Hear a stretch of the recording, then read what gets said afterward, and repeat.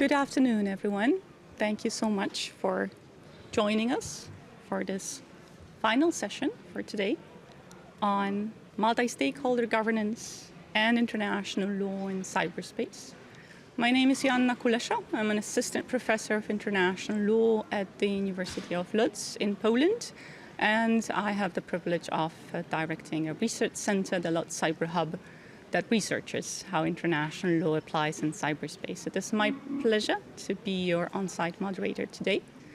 I am joined today by our on-site moderator, the good spirit behind this panel, Mr. Wiktor Skwarek, who will be managing our online participation. I welcome those of you who are joining us in the room and online.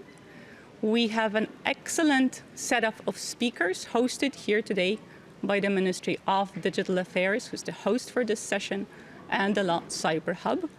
For the purpose of time, I shall refrain from individual introductions, and I will ask our speakers to introduce themselves as they take the floor. And I will start by giving you the background for this panel. Why is it that it might be worth our while to discuss the application of international law in cyberspace during an IGF? As I'm certain you have noticed, there is an overarching theme of WSIS plus 20 input, and WSIS happening in a couple of days' time will be the process where we decide if how we have governed cyberspace thus far through the multi-stakeholder model is indeed the way we wish to continue. As much as there is consensus, it will likely remain the way. There are also enhanced conversations around how international law could help us facilitate that model, make it more efficient, make it more inclusive, make it more predictable. And this is where our panel and our panelists come in. We will discuss broader issues of internet governance and international law. We will also look specifically into individual documents and processes that facilitate building a more resilient and sustainable cyberspace. For the opening remarks, I'm thrilled to share the floor with Mr. Maciej Groń, who's representing the Polish Cybersecurity Agency, and will give us a brief introduction from the governmental side on why it might matter to facilitate the multi-stakeholder model with international law. Sir, the floor is yours. Thank you very much. I'm speaking on behalf of our research institute, NASK. I deal with the cybersecurity, and I work for Polish hotline. Frankly speaking, I was trying to prepare something special, but you know, discussing the topic of multi-stakeholder governance and international law in cyberspace has been discussed extensively. Not only this IGF, but many IGF before. So I can only say that the multi-stakeholder model is not a nice thing to have. It's absolutely it's must-have, and it's not just a good idea. It is the fundamental conditional for our daily work. Even the best national law are powerless if they are not required beyond borders. So, but from my perspective, as an attorney at law who is working for the hotline, we are dealing with the illegal content, as you know. So there's nothing like, the national illegal content. The content is illegal content, especially the CSAM, is always international. So we absolutely, if the problem is international, we need the international solution. Absolutely, any national regulation which are only for the one country are absolutely not enough. But when we're dealing with illegal content, we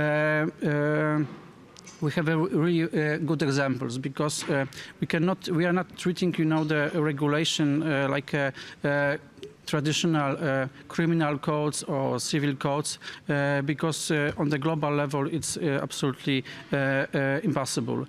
But we have even very good standards, and we are working on the standards on absolutely in the multi-stakeholder model, and we have the great institution which is called Int'l, and also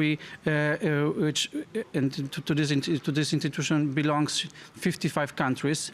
So we have the good examples, and I'm absolutely very optimistic that that this approach, multi-stakeholder approach, and international law, which we understand, not like our national laws, because it's impossible. We don't have the international courts which are the same like our national. So we have the good examples. The one example which I want to mention, this is, for example, the universal classification schema, which can standardize the content, where is legal, where is not legal. But always the meaning of this content is always the same. And the cooperation is really very important, because, for example, the same material can be legal in one country and not legal in the others. Today we have discussed also, the problem of deepfakes and deep notes, and this kind of materials are not legal in every country and not illegal in every country. So we have to cooperate somehow. So that's why our standards which we have, they are helping us very much. And if someone thinks, that good standards for one country is enough, I don't think it's true. And so I encourage everyone, to cooperate with us, with our standards. And what is important, we have, the very good examples. But as you know, always the regulation is not enough. So we need, the people who will share this regulation, and who will, of course, also, first of all, will respect this standards. But it's very easy. It's just want to be the willingness is only important. So I think that when the focus is really concrete, and the reason why we want to protect, someone, in my case, children, it's enough, to start and be efficient as much. Thank you very much. Thank you. Thank you so much, Maciej. That's a very important call for the bottom-up cooperation that we need to facilitate the multi-stakeholder approach to internet governance, an important role for international law to play within that framework. For our panel, I'm pleased to welcome 4 speakers. We have a good hybrid setup. As you can see, we have some of our speakers joining online and some of them here in the room. The process for this panel shall be for our speakers to take the floor. I will kindly request them to speak for roughly 15 minutes. We have given them specific themes, which I will introduce as we progress. And then we would love to open the floor for your questions and/or comments.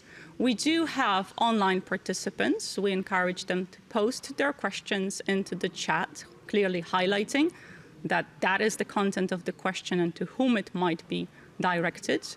We will then read those questions out aloud. The remote participants are also encouraged to take the floor.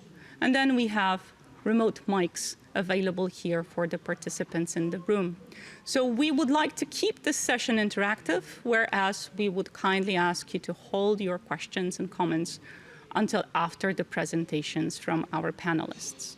As already said, we have a wonderful setup of speakers representing different areas of where international law is being applied to cyberspace. It is my great pleasure to welcome as our first speaker, Ms. Anna Podgórska-Bupen, whose representing Poland with the European Commission. Anna also is representative of Poland within the ICANN community. And we've had fruitful conversations around how the work within the European Commission on internet governance and facilitating responsible state behavior in cyberspace could complement the WSIS plus 20 processes and the work done here within the IGF community. Anna has kindly agreed to offer a glimpse into the Polish presidency with that specific theme, and it is my great pleasure to hand the floor over to her with a brief, kind request for an introduction. Anna, the floor is yours. Thank you very much, Joanna. Good afternoon, colleagues, panelists, and good afternoon to all attendees. First of all, I would like to kindly apologize because I was supposed to be on site, but due to the general strike here in Brussels, which affected basically all sectors, not only transport, the airports are closed and there are no planes taking off today. So that's why, unfortunately, I had to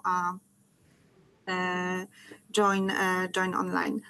I am employee of Polish Digital Affairs Ministry, but since many years I've been seconded to Polish permanent representation to the EU as the digital and cyber attaché, dealing mostly with cyber and digital diplomacy. And during Polish presidency to the European Council, I am chairing Telecom Working Party, focusing mostly on external relations.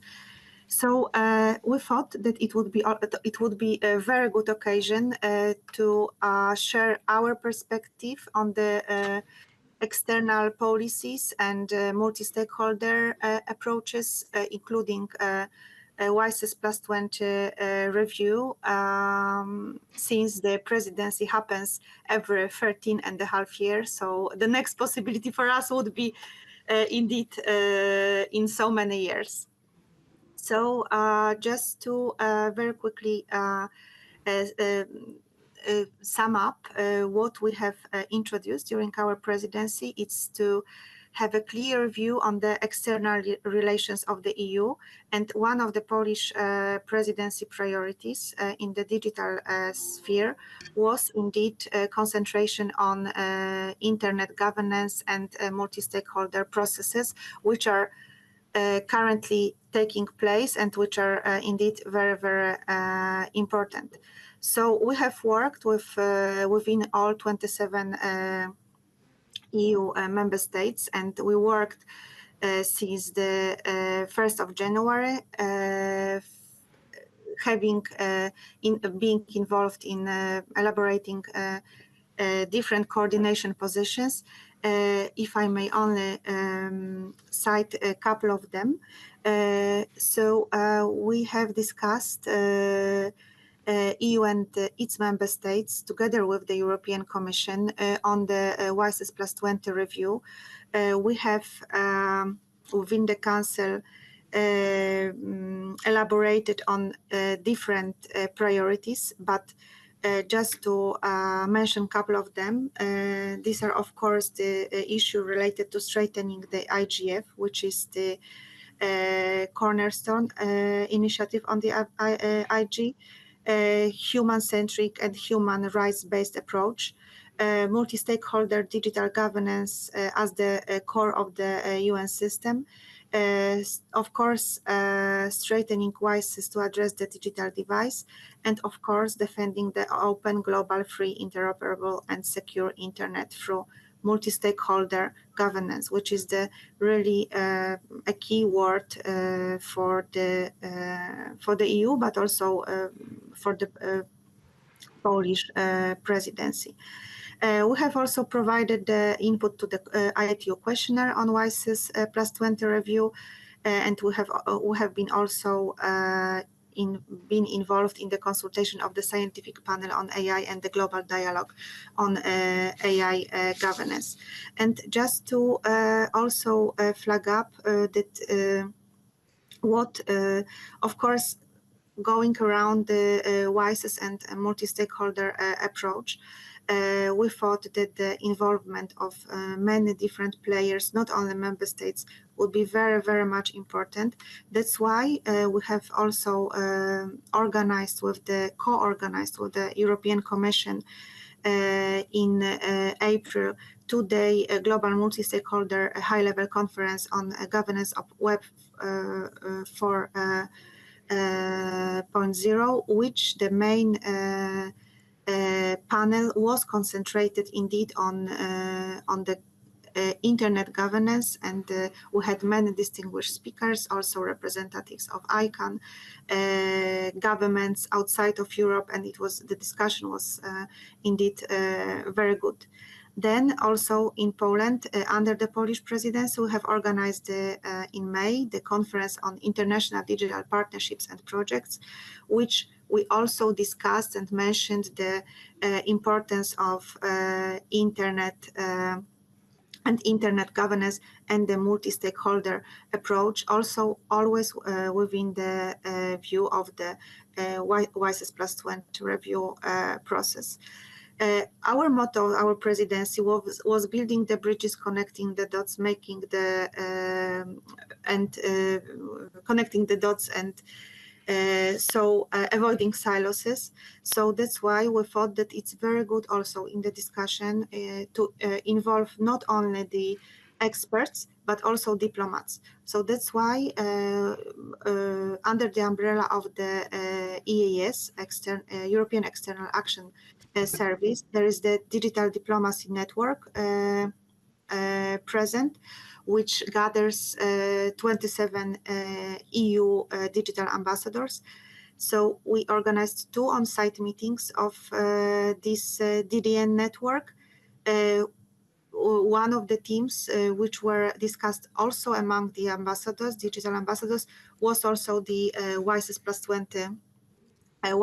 20 review. One meeting took place in Brussels, another back in Poland, in Szczecin, where we had also a good presence from EFTA countries representatives, where we could exchange of the joint approaches and understanding of the ongoing global processes. Last but not least, we have also involved with other stakeholders, very important, which was the ICANN, who kindly provided us with the workshop on internet governance. So we really had a very good turnout from the cyber attaches and telecom attaches. So I'm taking the possibility to thank you also, because I see among the panelists there is Elena, who is a representative of ICANN. And then we had also very good discussion under the roundtable, which we have organized with RIPE NCC back in Brussels on digital and cyber diplomacy, when also the WISES processes and multi-stakeholderism was mentioned many times. So I would like to also mention that we are also willing to concentrate now, since the elements paper has been for the WISES plus 20 review has been just published 5 days ago. So which address many issues, but also including cybersecurity being as a critical component to build confidence in the use of the ICT. So now we are analyzing this in details, and of course the discussion will on that will follow in the Council. And the other thing which I would also mention and draw to your attention, last year in April, the European Council has asked the European Commission and the European External Action Service for this external strategy for to the European Union, which has been published a couple of weeks ago. This is the joint communication from those two institutions. The document is available online and it's public, so whoever is interested, it can be read through. But there is also indeed a very important component of internet governance in it, and multi-stakeholderism. So indeed, it is also worth making familiar with that, but also apart, of course, from digital partnerships and cooperating with like-minded countries and other regions and states and organizations, the internet governance has its place in this external EU digital strategy. And last but not least, I would like to mention also the focus which we have towards the involvement of youth. So not only as the country who has organized UN IGF also back in Poland, but also for the different processes and the technology importance which are now taking place, and the influence of the technology over the young people lives and their thinking, perception.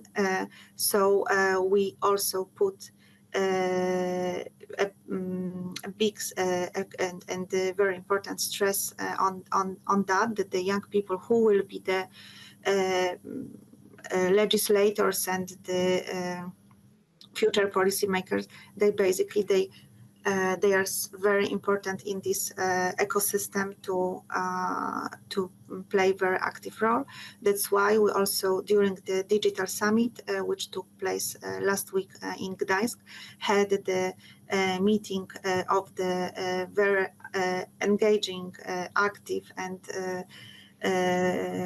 interested in the digital world young people with the High Representative of the European Commission, Henna Virkkunen. And this, I have to say that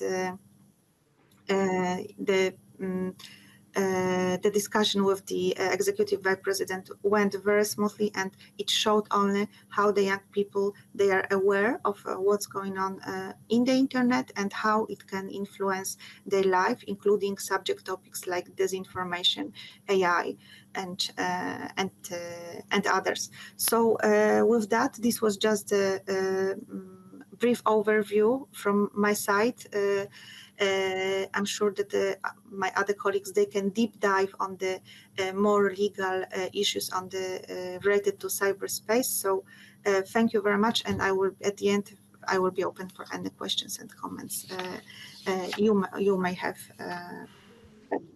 Thank you so much, Anna. That was a very comprehensive overview of both the Polish presidency and its work around the multi-stakeholder model and support for the WSIS Plus 20, as well as of the processes themselves. In your intervention, you mentioned ICANN, and it is my pleasure to hand the floor over to our next speaker, Ms. Elena Plexida, who is representing ICANN for the purpose of this conversation. Elena has a long-standing experience in both European policymaking, policy development, and most recently, facilitating the cooperation between governments and the broader ICANN community. I have had the pleasure of working with Elena on multiple occasions before. It is my great honor today to welcome you to the panel, Elena. We have kindly asked you, for the purpose of this panel, to bridge that divide, perceived divide, between internet governance and international law. It is one of our joint favorite topics, and I know you have a very feasible, understandable way of explaining why international law might help with multi-stakeholder governance, also from the technical community's perspective. Thank you so much for finding the time, and thank you so much for contributing to the discussion. It is my great pleasure to hand you the floor. Thank you so much, Joanna. Hello to everyone. I hope you can hear me okay. Before I start, and having had the pleasure of hearing Anna, another person which we have worked with fantastically, not only during the past 6 months of the Polish presidency, but also before. Let me take the opportunity to thank the Polish presidency for setting up this discussion that we're having today, which I personally find very relevant as we're moving towards the WSIS Plus 20 review at the end of the year, but also beyond that. And also thank the presidency for the work they did on internet governance during the semester, for the special care the presidency took to involve all stakeholders, really helping connecting the dots, which is necessary, I think, if you ask me, from my background, both in policy making, the classic way in European institutions, but also the multi-stakeholder policy making. It's an absolute must. So congratulations for the work you did in that space overall. Right, on the topic at hand, multi-stakeholder governance and international law. I think I would say to talk about multi-stakeholder governance and international law, we first have to define, if you will, multi-stakeholder governance, what it is that we're talking about, and see how this fits into, or not, it's a discussion, within the today's international order, within the Westphalian international order that we have today, and we do things, and then see how it interacts with international law. So let's do that. Try to define what is it that we're talking about, what is this governance, multi-stakeholder governance that we're talking about, and how it fits into the way we do things otherwise in the world. You know that I work for ICANN. It has been mentioned already. ICANN is one of the organizations that help maintain what we know as the global internet. It's a family of technical organizations. You have the IETF and the regional internet registries, lots of organizations. It's not just one. They do what we say. They maintain the fundamentals, those that give you the network layer of the internet, hence you have a global internet. I'm not a technical person, hence the way I describe it usually is that we maintain some sort of common technical language. So all the machines and all the devices that are on the internet, they use the same language, which is unique. And because there's this uniqueness and this same technical language, they can find each other, and that's the way you have a global internet. Otherwise, we'll have different segments of it here, there, left, and right. So this is what we do. Now, how we do it? How we do it goes back to the multi-stakeholder governance. If you think about it, and I stand to be corrected here, internet is really a public resource. I said that I stand to be corrected here because, at least to my knowledge, I'm not aware of any other public resource or public good, if you will, that is governed the way the fundamentals of the global internet are governed. Usually what you have is, let's take the example of spectrum. You have a global organization composed of governments, and you have governments sitting there in their sovereign right to do that and make decisions about how to govern a public resource. In the case of the global internet, the fundamentals, the identifiers of the internet, that it doesn't work exactly that way. We have government sitting there, but we have everyone else sitting there on an equal footing. So stakeholders such as the engineers, those that know how standards work, civil society, and others, they sit together and they make decisions collectively. The word decisions is quite important in what I'm trying to say. Multi-stakeholder governance in the case of the global internet is decision making. You don't just have stakeholders there who are being consulted. There's actual decision making.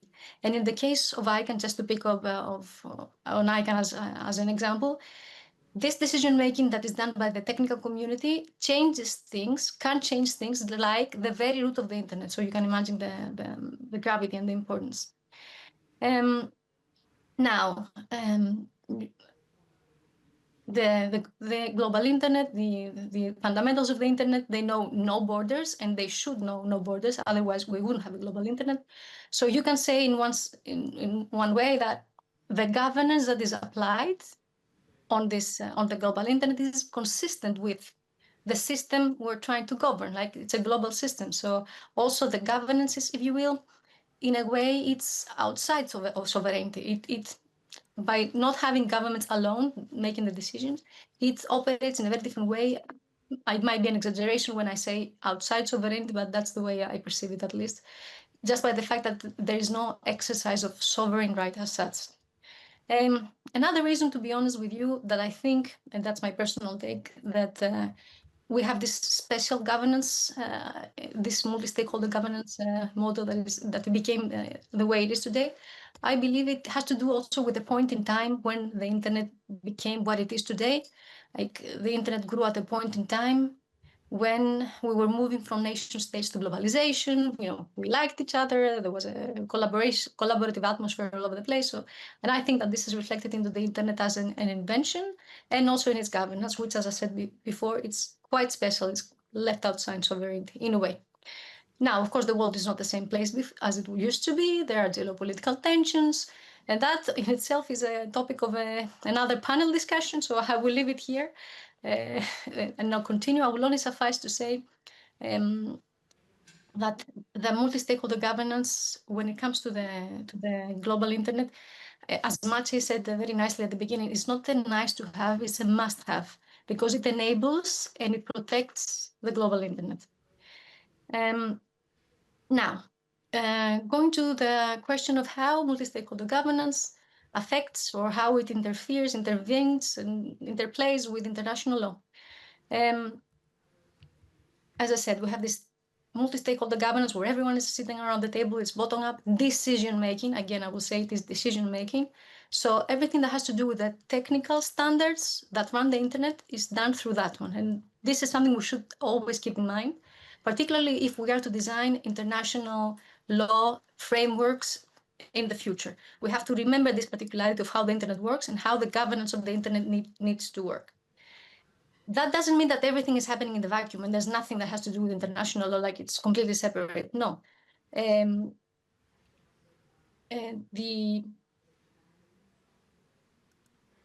We don't have a vacuum, as I said. Technical communities are there to, yes, create policies around the standards, which keep the internet stable and secure and global, but they're not there to interpret or draft international law. The international law has to be given by the actors that need to be given. It helps the policymaking of technical communities. Just to give you an example, there are issues that the technical communities are discussing outside the standards as such, which have to do with registration of IP addresses, registration of domain names, how to uphold privacy when it comes to registrations or other issues, how to enable cybersecurity, how to combat abusive use of domain names, which might be used in phishing, spam, what have you. There, having a legal basis by international law is super important to be able to have sound policy also within the technical organizations. Because imagine a situation where we have, I don't know, one jurisdiction looking into an issue in one way and implementing a law, and on the other hand, another jurisdiction implementing the exact opposite. Then the technical community cannot, it will be a madness. They cannot put in place rules that will help. And the other way around, how the multi-stakeholder governance and policy making would influence, if you will, impact or have some sort of impact on international law. I think I would say here that having international law being incorporated the way it needs to be case by case into technical community policy making means that we sort of have a level setting for the international law. It furthers its application globally. And I will again here quote Maciej, who said at the beginning, and I really like that, that laws are not good enough if they do not work beyond borders. And that I would say is something that the multi-stakeholder governance model with its global reach then furthers international law where it is applied in different policies that might be said. I think I will stop here. I'm looking forward to the discussion. Thank you very much. Thank Back you. to you. Thank you so much, Alina. That was most insightful and very comprehensive, as per usual. It's the perfect framework for us to dive deeper into what international law actually means in this context. We have looked at policy development processes. We have looked at internet governance per se. And it is my pleasure to hand off the floor to our next two speakers, who will focus on international law indeed. Our first speaker is Ms. Helen Pope, who's the Cyber Policy Officer with the European External Action Service. Helen will focus on a document recently adopted at the end of last year. That is the Declaration of the Application of International Law in Cyberspace adopted by EU member states. Now, this was a significant achievement, particularly because as much as different states have produced their own understandings documents where they would identify how they read the application of international law in cyberspace, such a common understanding remained a challenge. Now, we do have that document, so if you're looking for a one-stop shop for the European perspective on how international law applies in cyberspace, that just might be that document. But I'm thrilled to welcome Helen here because I know there's so much more substance, both to the document and the context in which it was approved, elaborated, and the steps that will follow. I don't mean to spoil the surprise, and I will kindly ask you, Helen, to take the floor and tell us as much as your mandate allows you. Thank you so much for joining us. Thank you very much, Joanna. It's a pleasure to join this workshop, and I regret that I am not, or that I'm unable to be there in person this time around, but there is always next time. Yes, as you said, I currently serve as a cyber policy expert at the European External Action Service. Over the past 4 years, I have primarily focused on UN negotiations, particularly related to the open-ended working group on cyber issues, but I will come back to that a little bit later. So yes, as you mentioned, in November 2024, the European Council approved a declaration by the EU and its member states on a common understanding of the application of international law to cyberspace. The declaration is not legally binding and does not affect the national positions of member states. However, it is the public common political understanding of the EU and the member states on several important legal topics. But most importantly, the declaration signals that international law remains fit for purpose in this digital domain and restates that the European Union states will obey by certain rules and obligations when conducting activities in cyberspace. In that sense, the declaration is a political and diplomatic instrument, but carries legal implications. And when it comes to those legal aspects, then EU member states have agreed first that states have a legal obligation, not merely a political commitment, to ensure that their territories are not used for malicious cyber operations that violate the rights of other states. This duty prevents states from knowingly allowing actors to operate from or through their territories and instead requires states to engage in their best efforts to stop such conduct. In law, this is commonly referred to as the due diligence obligation. As well, together we have emphasized the application of international humanitarian law and human rights law.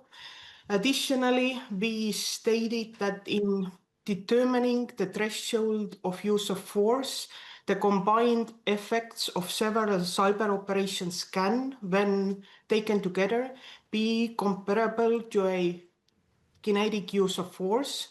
This is especially relevant in the cyber context as cyber operations are mostly part of a campaign. EU states have also recognized that states must bear legal responsibility for their unlawful conduct in cyberspace. Importantly, the EU Common Declaration sets out the various legal bases for attributing cyber operations to states. This is an important milestone as it demonstrates that states cannot escape legal responsibility when they, for example, outsource their unlawful cyber operations to non-state actors. But of course, there are also political aspects. The EU and the member states consider implementation of the UN framework of responsible state behavior in the use of information and communication technologies of utmost importance in ensuring an open, secure, stable, accessible, and peaceful ICT environment. And with the declaration, we reaffirm our commitment to the UN processes on cyberspace and the full applicability of international law to cyberspace. By putting forward this declaration, we wanted to incentivize not only EU member states. By the time we started to work on the declaration, around half of the EU member states had their national positions. Now there are quite a few more that have put forward their national positions, but also encouraged all UN member states to develop and share their understandings of international law and signal that even though states might not agree on all aspects of applicability of international law to cyberspace, it is still possible to agree on a set of key legal principles. To that end, numerous states, individually or collectively, have put forward in the current open-ended working group their views on the relevant applicable rules, as well as how these rules are to be interpreted in the cyber context. In conjunction with the EU 2024 declaration on a common understanding of the application of international law to cyberspace, as well as the African Union common position on the application of international law in cyberspace, over 100 UN member states have now individually or collectively published their position on the application of international law in cyberspace, which makes a significant and encouraging milestone. It's a completely different discussion what the current open-ended working group has produced in past 4 or 5 years, but for me this one really stands out. And as a last point, it's also important to note that for us, this declaration is not the end of the road. The declaration will likely be updated in the coming few years, possibly maybe a little longer, but the next years to come, when we can agree on more points or when interpretations have involved. But I will leave it here at this point. Thank you. Thank you. Thank you so much, Helen. It's important to emphasize that this is the toolbox with which we're trying to facilitate multi-stakeholder governance. So all the norms that you kindly mentioned are there to ensure that the multi-stakeholder model, the WSIS plus 20, and as you highlighted, the further work built on the open-ended working group, zero draft, the plan of action, remain visible, remain valid, and they do support us in building this community and these bottom-up processes further. And this brings me to our last speaker, Professor Łukasz Kułaga, who's representing the Foreign Ministry, but also is a fellow experienced academic with a background in developing an actual national position on the application of international law in cyberspace. The question is quite simple. Why do states do that? And how does that help us keep the multi-stakeholder model safe and secure? Thank you so much for joining us, sir. The floor is yours. Thank you, Anna, and thank you for the possibility of participating in this panel. Let me also add that I'm speaking in my private capacity here. The question of application of international to cyberspace is intensively debated in the GGE and OWG processes. Indeed, as I speak, the preliminary works on the report from 2021-2025 session of OWG is ongoing.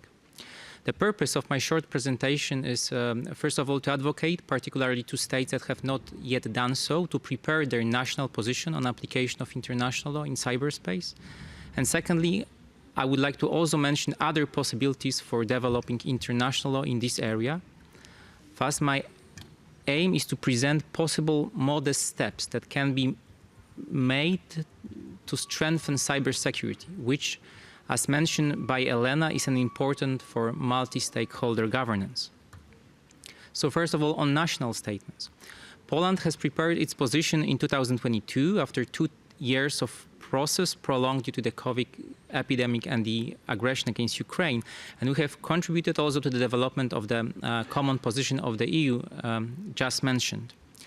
I acknowledge that preparing such a public statement by a state is a challenging task for a different set of reasons. Firstly, the approach presented will affect not only the legal position of a state in a cyberspace, but also, or perhaps mostly, in a kinetic world. Secondly, outside of the courtroom or diplomatic negotiations, states are usually reluctant to present a very specific interpretation of fundamental rules of general international law. And thirdly, their interagency process, which usually is required for having agreed national position, can be burdensome. It often requires from Ministry of Foreign Affairs lawyers to explain the potential legal consequence of the use of concrete wording to colleagues from other ministries. All of this is usually time-consuming and result often in a document of rather general than very specific character.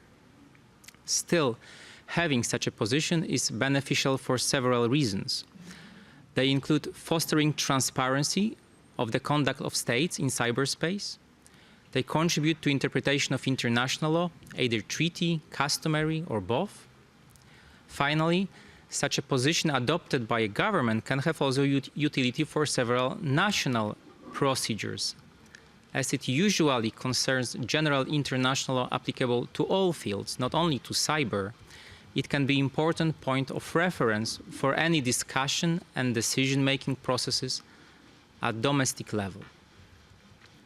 And on the second point, we have to be also aware of the limits of the developing international law through national position, taking into account the collective position of the African Union member states, the European Union member states. We can identify around 100 states that have already presented their position, either individually or collectively. The rather obvious result of this practice is, at least to some extent, cacophony of variety of interpretations of law. Already existing different interpretations of international law offline influence approaches for its online application. Thus, I would like to draw your attention to some ideas discernible in international practice or academia that can also help to develop international law in this area. First, on the hardware aspect of cyberspace, existing international legal regimes do not adequately protect subsea data cables from international damage, nor do they effectively hold perpetrators of such a damage accountable. Thus, negotiating new instrument would be also an onerous process. Still, the new binding instrument, even if not accepted by all states, can contribute to crystallization of customary international law in this respect. Second, in the UN, recent 3 years showed the advisory competence of International Court of Justice that is used more often to solidify international legal framework in the specific area. In particular, currently, ICJ is deliberating on question of General Assembly concerning obligation of states in respect of climate change. The resolution formulating the question was the first request for an ICJ advisory opinion to be adopted by a consensus. In the written proceedings, 91 written comments have been filed, mostly by states. Thus, it is another proof that the general questions can be presented to the International Court of Justice for its explanation of existing law in a particular area. And third, point also worth reflecting is referring the issue of application of international law in the use of ICTs to the International Law Commission. Already in 2008, International Law Commission Working Group considered whether to work on the topic Internet and International Law. At that time, the Commission has not decided to progress on this issue. Certainly, the ILC would be an adequate forum to work on the application of international law in the use of ICTs, as the topic concerns fundamental principles of international law. In accordance with Article 16 and 18 of the ILC statute, the General Assembly can refer to the Commission particular topics. The potential Commission conclusion in this respect could contribute to strengthening legal framework in this area. Thank you one more time for the possibility to participate in this panel, and I'm happy to engage in discussion if there's an interest. Thank you. Thank you so much. This brings us to the end of our panel. We've heard a plethora of views with regards to the most recent developments on the application of international law in cyberspace, on internet governance. And this is the time for our audience to chime in. I warmly encourage our participants in the room to use the microphones that you have available. There's also a roaming mic standing right there. I encourage our online participants to pose their questions in their chat or raise their hands. And while you're pondering on those questions, please let me refer a few general points to our speakers. I will ask them to try and answer these scoping questions in the order of their presentations. I believe the questions to pose here obviously reflect around how the internet governance community gathered here in the room can further facilitate bridging this relationship between international law and cyberspace. We've heard a lot about how states are working on making sure that international law indeed is a tool to facilitate multi-stakeholder governance and the peaceful use of ICTs. It is therefore for us to try and question how that might be put into practice as we approach WSIS +20, and as Helen highlighted, the work of the open-ended working group comes to a conclusion. I'm going to ask our speakers to think about this question or these issues, but I also see a first question from our floor being addressed. So I'm going to give the floor to our participant to kindly introduce yourself, sir, and specify who you would like to address your question to. Please go ahead. Thank you very much, Joanna. Can you hear me? We can hear you. My name is Wouter Natris, and I represent the Dynamic Coalition on Internet Standards, Security and Safety here within the IGF system. I've heard the lady from ICANN, and ICANN does all sort of decisions on security, but they promote mostly DNS security, so the domain name system. With the registries, they mostly do routing systems, so everybody is working in their own silo. So that's comment one. Then you hear the UN system working on high-level security and international law. But the attacks that happen on the internet usually happen through vulnerabilities that are inside of the devices, inside of services, inside of connections. And what my Dynamic Coalition is working on is how do we make sure that these flaws are being ended by the deployment of existing, sometimes decennia existing new cybersecurity standards that have come into place of the old ones. So the question is, why are we not addressing fundamental options to end flaws in our systems, which can be done by industry, by using these standards, by deploying DNS security, routing security, building secure websites. But you can't do that within your silo. So the question is to maybe all panelists, how do we break the silos and come together to fundamentally rebuild the security of the internet together? Because we have to do this together, and it's not a one silo solution. So that's the question to maybe all of them. How do we get together and make sure that we make sure these flaws are ended? Thank you. Thank you so much about that. It's the perfect question, because that's precisely the purpose of this session. We're trying to figure out how to bridge those very high-level conversations that aim towards ensuring stability and security of the network with those bottom-up processes that ICANN has managed in facilitating so successfully. Yes, I see Elena's hand is up, and it does feel like the question was primarily addressed to you, and I'm happy to give you the floor. But I will give all of our panelists a chance to address that very vital and practical question. Thank you again for posing it. Elena, the floor is yours. Thank you. That is indeed an excellent question, and I do think that I might be able to provide an answer, but that's from a perspective of one of the technical organizations. And as the question really highlighted, it's not one that has to provide an answer. It's all of us. How are we going to get off our silos?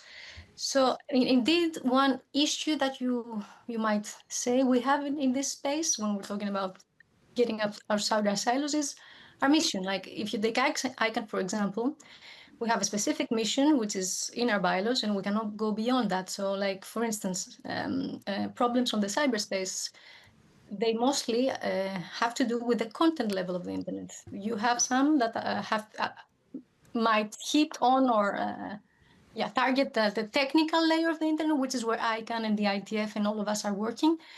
But when it comes to content, ICANN by its bylaws cannot get there. So, in answer to the question, I do agree that it is a very good point.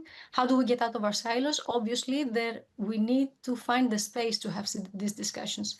I would like to give you an example that recently came out, not from the ICANN community, because as I said, ICANN has a very specific mission. So the community that gets together in ICANN, they're there to make policies for the DNS, and that's it.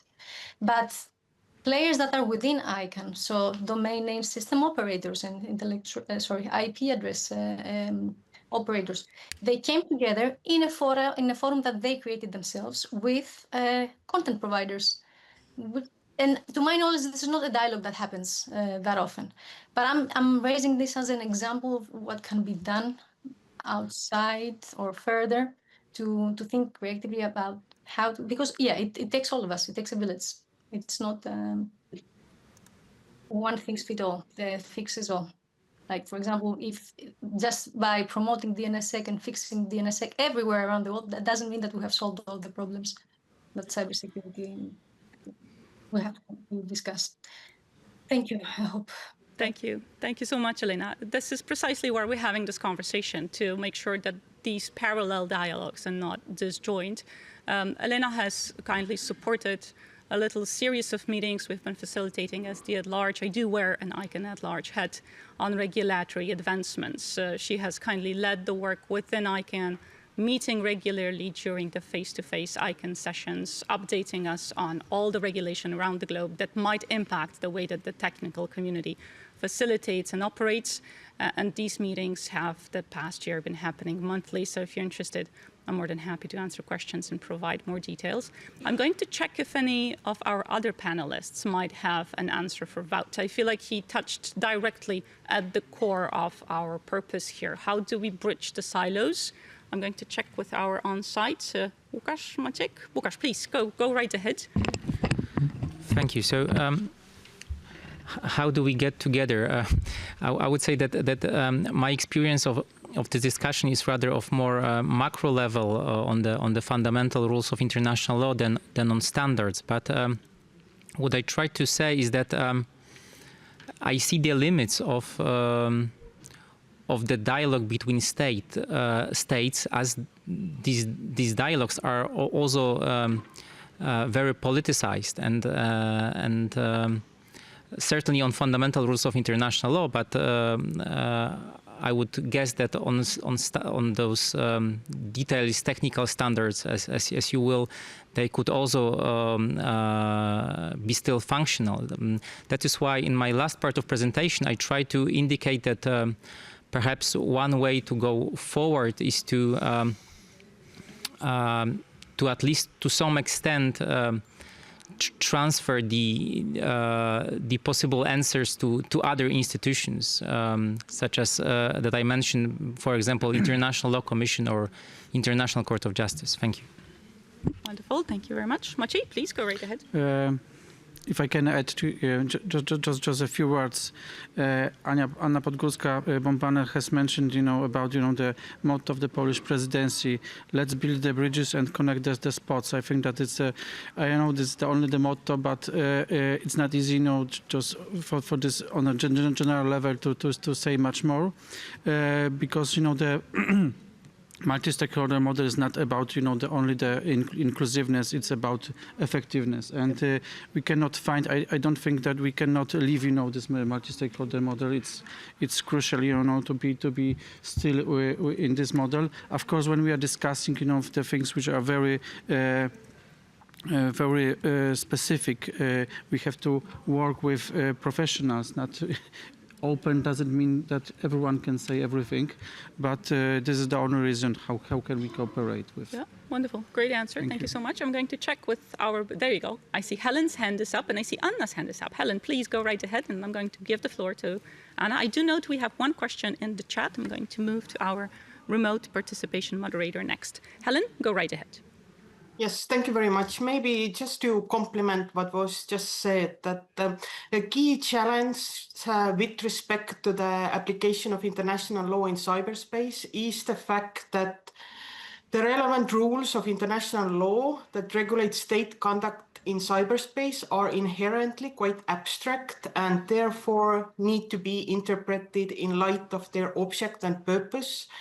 A key challenge is to ensure that states interpret those rules by and large in the same manner. A challenge we face today is not so much that states' interpretations vary significantly, but rather that too many states have thus far remained silent on this question, and therefore we do not know where they stand on those issues. Therefore, we need the trend of adopting national, regional positions to continue. And the next logical step will be to streamline views and interpretations where necessary. Thanks. Thank you. Anna, go right ahead. If I may only add, I subscribe under what was said, but by panelists. But I would like to also say that during the Polish presidency, cybersecurity was very high, if not saying highest on the agenda. So indeed, we had a lot of discussion in the Council among the member states. And just to draw your attention to the fact that on the 6th of June, Telecom Council has adopted the blueprint, EU blueprint, to better manage European cyber crises and incidents. So this it is public. So and it is important. It shows how important is to have the special kind of guidelines to member states to enhance preparedness and detection capabilities and response to cybersecurity incidents. So I encourage everyone to read it through, but also what is also very much important that while speaking about the some kind of the actions, it is important to stress that we cannot multiply the efforts and having the new structures, but rather to build on the existing and have them well working together. So this is just... Thank you.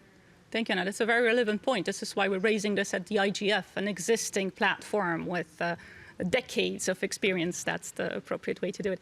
My job here today, unfortunately, is also one of a timekeeper. I am mindful of 10 minutes remaining. I have been warned that if we go over time, the lights will just go out, so we don't want to do that. What I'm going to do is I'm going to kindly ask our remote participation facilitator, Mr. Viktor Skwarek, to address the question that is in the chat. So if you could kindly take us through that query, and then I'm going to solicit the speaker. I'm going to try and find those of you who might wish to address it.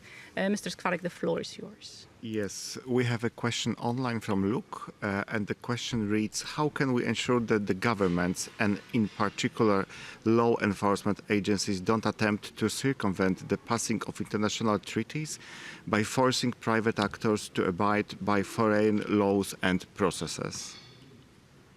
Thank you. That is a very interesting, very practical question. I feel like it's a loaded question as well. There's a little bit of politics in there.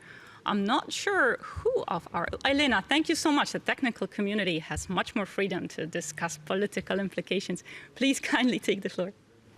I'm not sure it's the freedom, or rather maybe speaking from experience. There you go.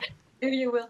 And the question Luke is bringing up is really relevant and not that easy to answer, not a straightforward answer, or might not even be effective. So I would say, from one hand, you have to make sure that in the dialogue or whatever it is there before the policy making, all the voices are heard. And this goes back to the beauty and the relevance of the multi-stakeholder policy making, or the multi-stakeholder model, or the multi-stakeholder discussions, even if we're not talking about decision-making, but we're talking about stakeholder consultation.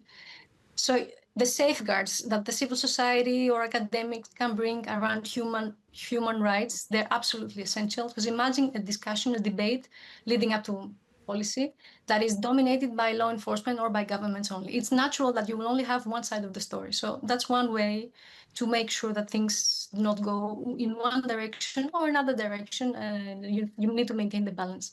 The other thing I would say is the role of the technical community there. There has to be involvement in the sense of technical experts are also needed to explain things, explain how things technically work, because we've seen often that policymakers are rightfully so trying to address an issue, a problem that is an online problem that is at the content level, by intervening at the technical level of the internet or intervening at the multi-stakeholder policies, which, if you ask me, it's actually not consistent with championing the multi-stakeholder approach. So if we are agile to those things and we give input, I think, yeah, it's one way to try to ensure that things do not go south.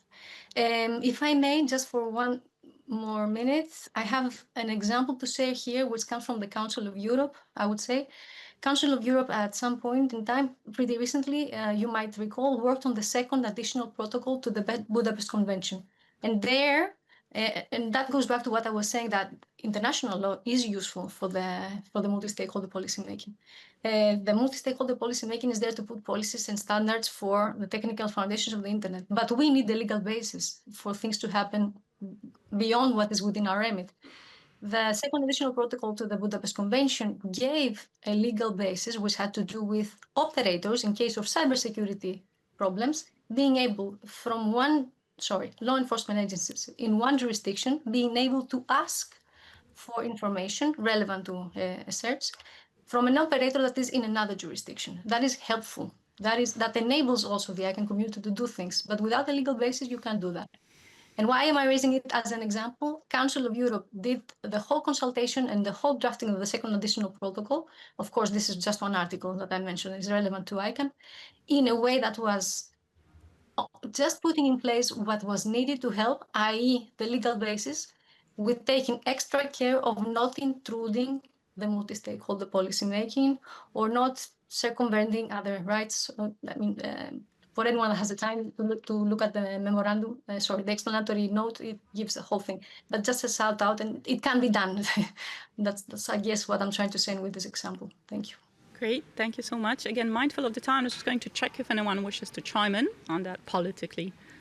Łukasz, please go ahead.